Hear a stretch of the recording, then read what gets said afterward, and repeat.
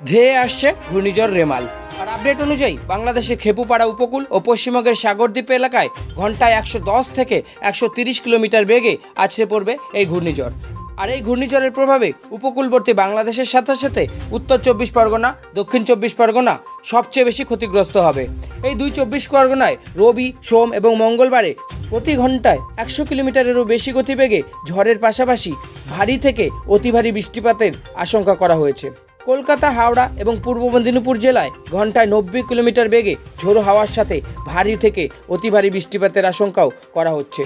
সোমবার ভারী থেকে অতি ভারী বৃষ্টিপাত হতে পারে পূর্ব বর্ধমান, নদিয়া, হুগলি, মুর্শিদাবাদ সহ গোটা উত্তরবঙ্গেও। প্রবল বৃষ্টিপাতের সম্ভাবনা রয়েছে উত্তর এবং দক্ষিণ দিনাজপুরেও। আর এই ঝড় বৃষ্টির সময়ে বিনা দরকারে বাড়ি থেকে বেরোনো বিপজ্জনক হতে পারে। এই দুদিন মৎস্যজীবীদের সমুদ্রে যেতে বারণ করা হয়েছে। উপকূলবর্তী এলাকায় জারি করা হয়েছে লাল সতর্কতাও।